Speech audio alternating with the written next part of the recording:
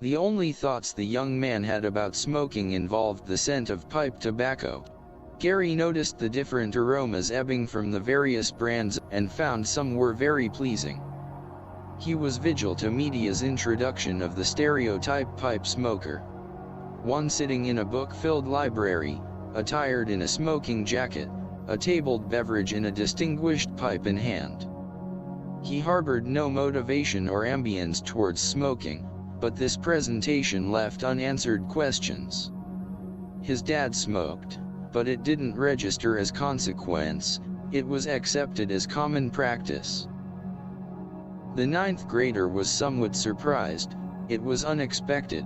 Having frequented Dale Spady's home after school, Gary no longer saddled with a paper route, their normal routine being to discern the afternoon antics of the Ernie Kovacs television show.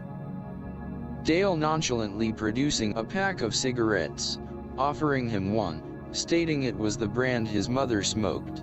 Gary noticing it was a pack of L&Ms, a relatively new filter brand, his dad strictly a Lucky Strike man. Gary's first inclination was to decline, but that didn't resonate. It wasn't peer pressure that influencing his decision, it was the invitation, and it was Dale. He realized smoking was a common desire, upheld by a diversity of people, and now an opportunity presented itself to cross the deduction threshold, and find the reason why. A first cigarette was experienced, the teenager concluding that it wasn't mitigating, holding it, bringing it to your lips, furrowing your brow and inhaling slowly, but halting the smoke before it enters the lungs. Then enacting the challenge, like making that first dive off a diving board into cold water, the smoke-clouded breath entering briefly, before being expelled. He had envisioned scenes many times on the giant screen, where a cigarette set the tone for an event or accented a situation, but standing mimicking these actions didn't seem to emboss an endowed sense of attainment, but briefly gave an imaginary perception of a giant step in the direction of adulthood. He purchased his first pack of cigarettes from Ed's signal station on Mountain Boulevard. The pack of Camels costing 23 cents from the vending machine, and with a quarter deposited, the change of 2 cents was returned enclosed in the cellophane on the side of the pack. As a novice smoker, unlike Dale who surreptitiously borrowed his mother's cigarettes, deciding he would never smoke the same brand as his dad, not that it would happen, but just in case an accusation of ownership is made.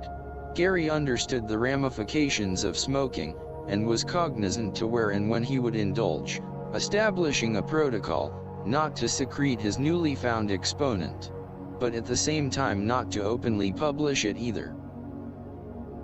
A brief attempt to keep his indulgence somewhat secluded was short-lived, but to no avail.